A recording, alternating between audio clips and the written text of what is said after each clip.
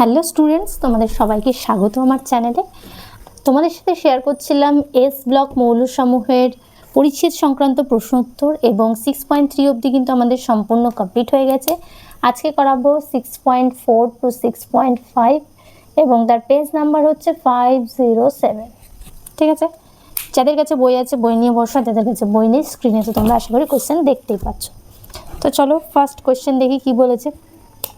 Question number 20 বলেছে নিচের কোন হাইড্রক্সাইডটি সর্বাধিক ক্ষারকীয়?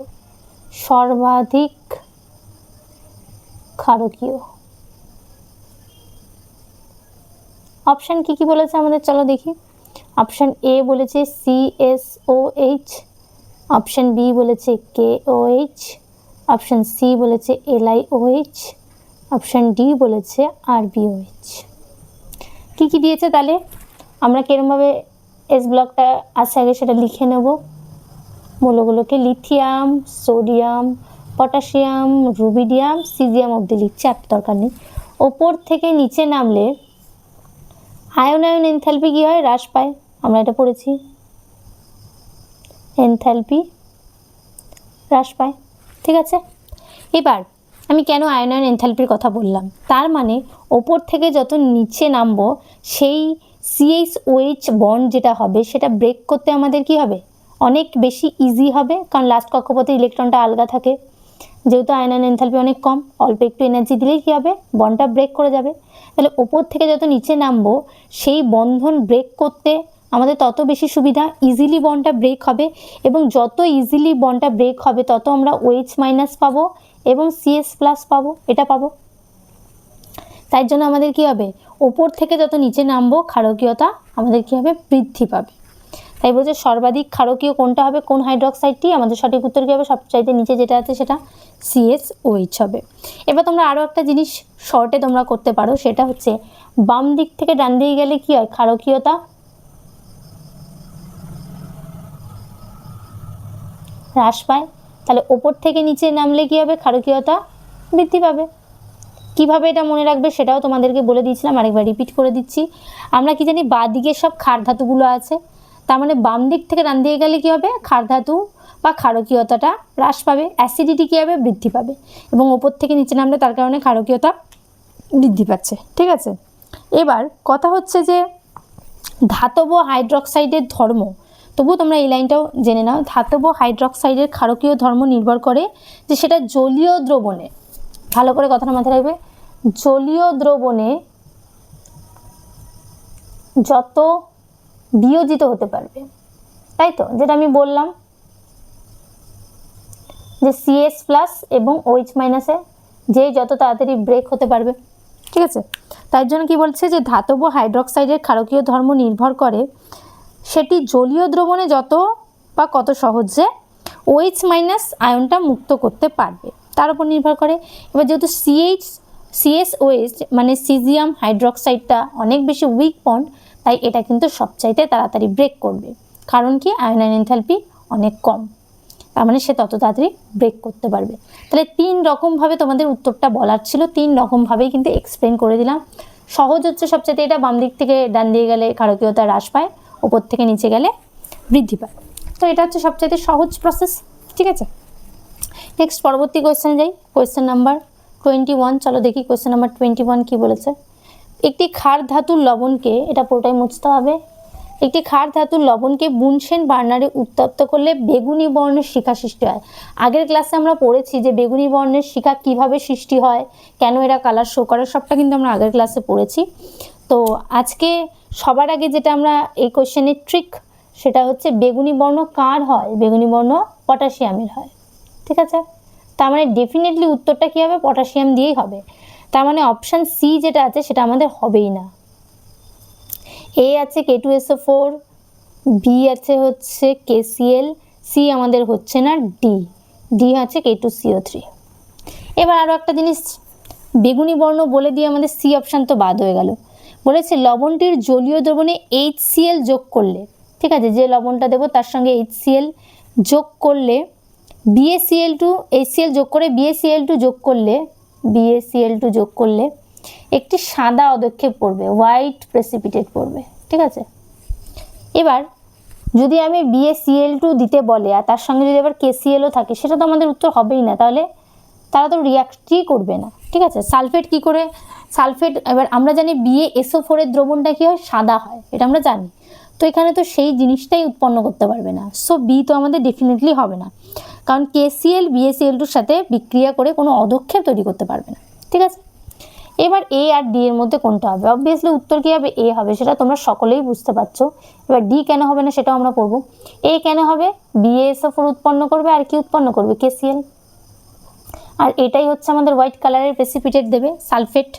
ঠিক আছে, খুব সুন্দর হোয়াইট কালারের প্রেসিপিটেট দেয়, যেটা তোমরা প্রচুরবার ল্যাবে করেছো। ঠিক আছে, নেক্সট এবার হচ্ছে ডি কেন হলো না? K2CO3 কে যদি আমরা HCl এর প্রেজেন্সে বিক্রিয়া করি এবং তারপর BaCl2 দিই, সবার আগে তো এখানে কার্বনের থেকে কি হয়, আমি সবসময় বলেছি কার্বন ডাই অক্সাইড হয়। তো এই কার্বন ডাই অক্সাইডের একটা বুদবুদ বের হবে, কিন্তু কোনো প্রেসিপিটেট কিন্তু এখানে ফেলবে না। আর স্পেসিফিক্যালি হোয়াইট কালারের কোনো প্রেসিপিটেট তো পড়বেই না, কারণ আমরা জানি যেখানে বেরিয়াম আছে সেখানে অবশ্যই সালফেট প্রয়োজন, আর এটার ক্ষেত্রে সেটা হবে না, এটার ক্ষেত্রে CO2 বুদবুদ পাই আমরা। ঠিক আছে, কার্বন ডাই অক্সাইড গ্যাস বেরিয়ে যায়, সো সেই কারণে এটাও আমাদের উত্তর হবে না। ঠিক আছে, নেক্সট পরবর্তী কোয়েশ্চেন যায়, কোয়েশ্চেন নাম্বার 22। কি বলেছে চলো দেখি, নিচের কোন যৌগটি সবচেয়ে স্থিতিশীল, স্টেবল কোনটা সবচেয়ে, এটাই জানতে চেয়েছে। তাহলে অপশান এ বলেছে LiF, অপশান বি বলেছে LiCl, অপশান সি বলেছে LiBr, অপশান ডি বলেছে LiI। ঠিক আছে, এবার স্থিতিশীলতা কিসের উপর নির্ভর করে? সবচাইতে ফার্স্ট স্টেবিলিটি কিসের উপর ডিপেন্ড করে সেটা আমাদের জানতে হবে, মানে স্থিতিশীলতা। এক নম্বর হচ্ছে ল্যাটিস এনার্জি, যার খুব ভালো ল্যাটিস এনার্জি হবে, হাই ল্যাটিস এনার্জি, সে তত বেশি স্টেবল হবে। And second the most important thing, সেটা কি? এনথালপি অফ ফরমেশন, মানে হচ্ছে আমরা এটাকে বাংলাতে কি বলি, বাংলায় তো ল্যাটিস শক্তি, আর এটা হচ্ছে আয়নায়ন এনথালপি। ঠিক আছে, এনথালপি অফ ফরমেশন। এবার এই দুটো জিনিসের উপর যখন ডিপেন্ড করে, আমাদের প্রত্যেকটার মধ্যে কি আছে, ক্যাটায়ন সেম আছে, ডিফারেন্স কি আছে, অ্যানায়ন, একটা আছে F, একটা Cl, একটা Br, একটা I। তার মানে এটা গ্রুপ 17তে কিরমভাবে থাকে, এইভাবে গ্রুপ 70। ওপর থেকে যত নিচে নামে আকার কি হয়, বৃদ্ধি পায়। তাহলে এবার দেখো, যেটার আকার বৃদ্ধি পাবে, আমরা ল্যাটিস এনার্জির ফর্মুলা কি জানি, ল্যাটিস এনার্জি U সমান ক্যাটায়ন এবং অ্যানায়নের চার্জের গুণফল। ঠিক আছে, ক্যাটায়ন ও অ্যানায়নের চার্জের গুণফল, যেটা সবার সমান হবে, কারণ সবারই +1 সবারই -1, চার্জের গুণফল বাই কি হবে, তাদের ক্যাটায়ন ও অ্যানায়নের কেন্দ্রের দূরত্ব। এবার এখানে দূরত্বটাই সবার আলাদা আলাদা হবে, যার সবচাইতে কম দূরত্ব হবে তার ল্যাটিস এনার্জি কী হবে, বেশি হবে। এবার কম দূরত্ব কার মধ্যে থাকবে, লিথিয়াম কোথায় আছে, গ্রুপ 1টাও লিখে দিই, ফ্লুরিনের একদম কর্নারে বাদিকে লিথিয়াম। তাহলে লিথিয়াম থেকে ফ্লুরিনের দূরত্ব সবচাইতে কম, লিথিয়াম থেকে আয়োডিনের দূরত্ব সবচাইতে বেশি। ঠিক আছে, সবচাইতে বেশি, তো সেই কারণে যেহেতু এদের কেন্দ্রের দূরত্ব কম, লিথিয়াম থেকে ফ্লুরাইডের দূরত্ব সবচাইতে কম, সো আমাদের সঠিক উত্তর কি হবে, অপশান এ, কারণ এর ল্যাটিস এনার্জি সবচাইতে বেশি হবে, আর ল্যাটিস এনার্জি যার যত বেশি হবে তার স্টেবিলিটি তত বেশি হবে। এছাড়াও এদের ল্যাটিস এনার্জির যে শক্তিটা, সেটা এটার প্রায় 612 কিলোজুল পার মোল হয়। ঠিক আছে, অনেকটাই বেশি এগুলোর তুলনায়, এগুলোর এর থেকে কম হয়। তো বোঝাতে পারলাম আশা করি যে কেন এটা উত্তর হলো। এবং এনথালপি অফ ফরমেশন কিসের উপর ডিপেন্ড করে, যত আকার ছোট হবে, দুটোরই আকার ছোট, তাহলে আকার যার ছোট তার এনথালপি অফ ফরমেশন তত বেশি। তো সেই কারণে আমাদের সঠিক উত্তর কী হয়েছে, অপশান এ হয়েছে। সমস্ত কিছু রিলেট করে কিন্তু পড়তে হবে, lattice energy, enthalpy of formation, এগুলো কিন্তু আমরা অনেক আগেই পড়ে ফেলেছি, আগের চ্যাপ্টারগুলোতে তোমাদের ডিটেলসে পড়ানো হয়েছে। তো আশা করি তোমাদের এটা নিয়ে কোনো অসুবিধা হবে না যারা রেগুলার ভিডিও দেখছো। নেক্সট কোয়েশ্চেন নাম্বার 23-তে যাই, কি বলেছে চলো দেখি, কোন যৌগ জোড়কে উত্তপ্ত করলে রাসায়নিক পরিবর্তন ঘটবে না? ভালো কোয়েশ্চেন, রাসায়নিক পরিবর্তন ঘটবে না। প্রথমে আছে MgCO3। MgCO3কে যখন আমরা হিট করি তখন উৎপন্ন হয় MgO আর carbon die oxide gas. So এটা তো হিট করলে পরিবর্তন হচ্ছে। এবার KHCO3টাও দেখি, সেটাও কি পরিবর্তন হয়? হ্যাঁ হয়, K2CO3 উৎপন্ন হয়, আর হচ্ছে CO2 উৎপন্ন হয়, ঠিক আছে, এবং সঙ্গে জল, সরি এখানে এটা দেবো তা না দিয়ে ওখানে ওটা দিয়ে দিচ্ছি, জল উৎপন্ন হয়, ঠিক আছে।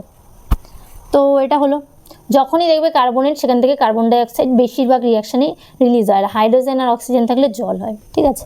তো এইটা তো অপশান এ যেটা ছিল সেটা তো আমাদের উত্তর হলো না।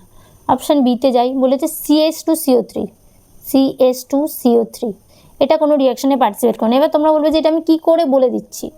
প্রথমত একটা জিনিস তোমাদেরকে বলতে পারি যে যারা আকারে বড়, ঠিক আছে, আকারে বড় ক্ষার ধাতুর কার্বনেট অনেক স্থায়ী হয়, যার জন্য তাদের হিট দিলেও কোনো রিয়াকশান হয় না। যেমন এটা CS এর আকার বড় এবং এটা একটা কার্বনেটের সাথে জুড়ে আছে, তাই এটার কোনো রিয়াকশান হয় না, ঠিক আছে।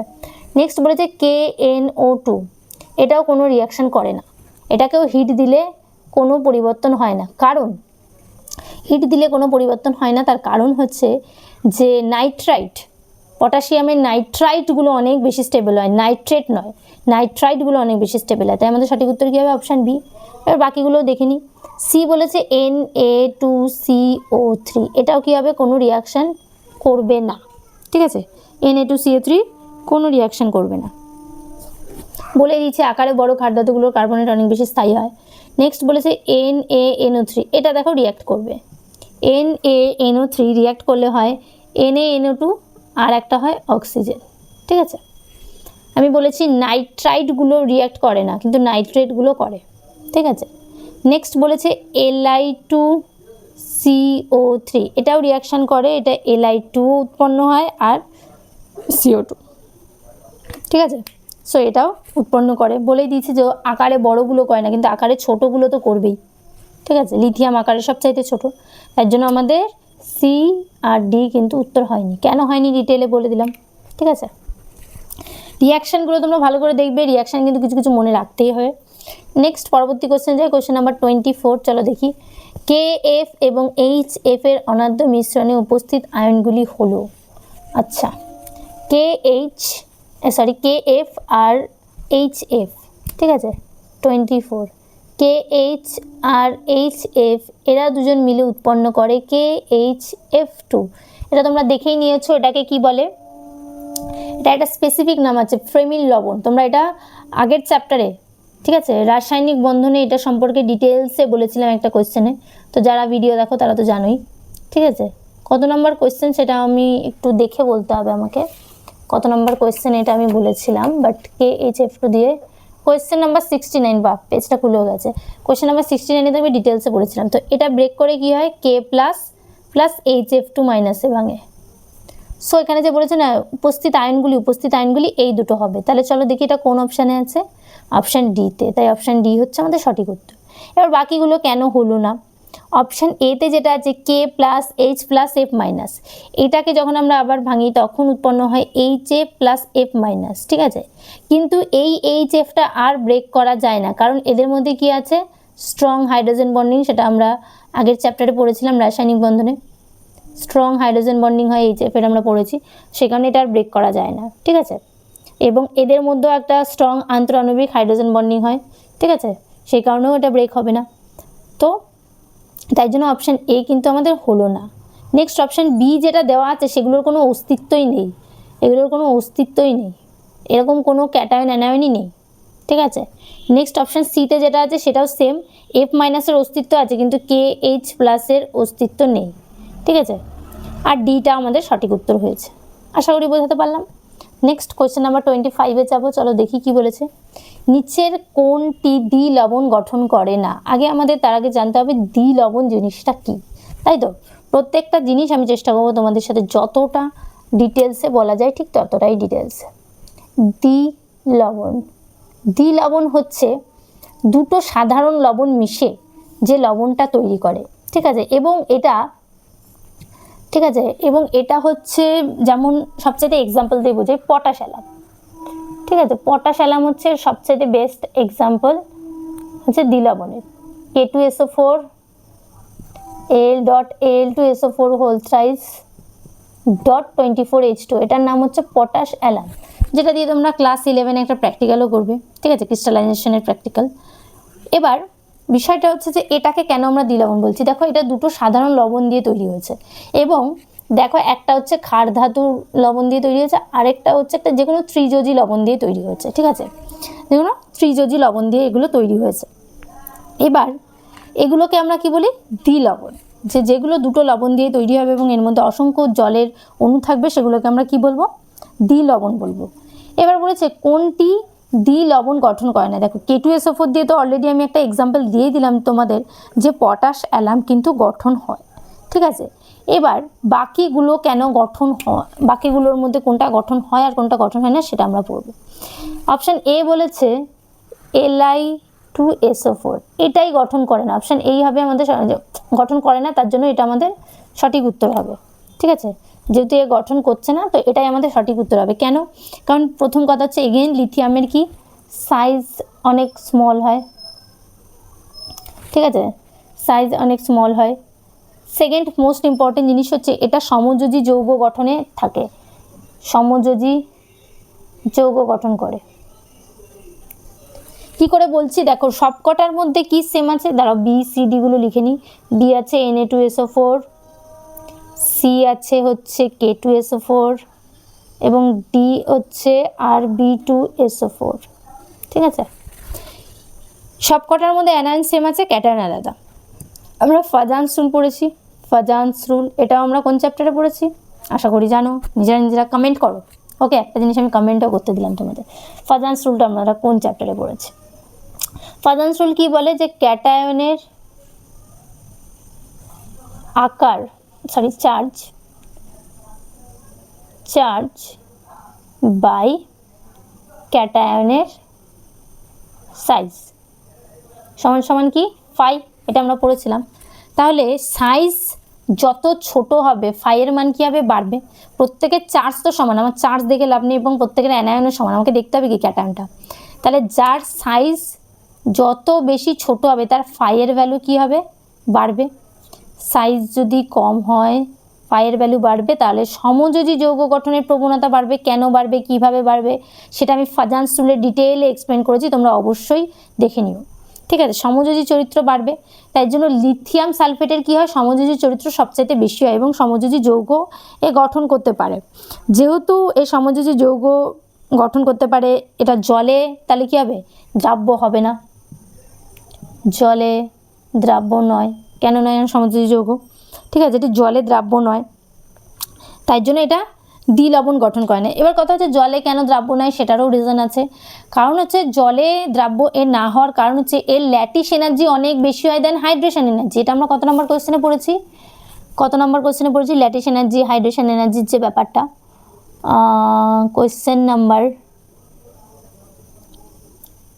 22, আজকেরই কোয়েশ্চেন নাম্বার 22তে আমরা ল্যাটিস এনার্জি হাইড্রেশন এনার্জির ব্যাপারটা পড়েছি। তো এর হচ্ছে ল্যাটিস এনার্জি অনেক বেশি হয়, যেহেতু আমরা কোয়েশ্চেন নাম্বার 22 দেখবে, আমরা জানি যে এর সাইজ অনেক ছোট হয়, তাই জন্য ল্যাটিস এনার্জি অনেক বেশি হয়, তাই জন্য এর জলে কিন্তু দ্রবীভূত হতে পারে না, ঠিক আছে। এবার যেমন আমরা এটা বললাম যে Li2SO4টা কেন হলো না, ঠিক আছে, কেন এই দ্বিলবণ গঠন করলো না, ঠিক তেমনিভাবে এগুলোও পড়বো যে কেন এগুলো গঠন করলো, Na2SO4, K2SO4, Rb2SO4। তার মেইন রিজন, সবচাইতে বড় রিজন হচ্ছে এদের সাইজটা লিথিয়ামের তুলনায় অনেকটাই বেশি, ঠিক আছে।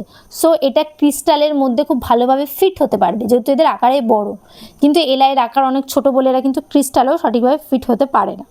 তো সেজন্য লার্জ সাইজের প্রয়োজন হয় আমাদের ডাবল সল্ট প্রিপারেশনের জন্য, ডাবল সল্ট তৈরির জন্য লার্জ কোনো সল্টের প্রয়োজন হয়, তো এগুলো সেটা, তাই জন্য আমাদের এগুলো হচ্ছে দ্বিলবণ গঠন করতে পারে, বাকিগুলো পারে না, ঠিক আছে। নেক্সট পরবর্তী কোয়েশ্চেনে যাই, কোয়েশ্চেন নাম্বার 26। কোয়েশ্চেন নাম্বার 26-এ যাওয়ার আগে তোমাদেরকে বলবো, তোমরা সবটা ডিটেলসে বুঝতে পারছো কি পারছো না অবশ্যই কিন্তু একটা কমেন্ট করে জানিও, আর তোমাদের ভিডিওগুলো কেমন লাগে সেটাও কমেন্ট করে জানিও। কোয়েশ্চেন নাম্বার 26 কি বলেছে চলো দেখি।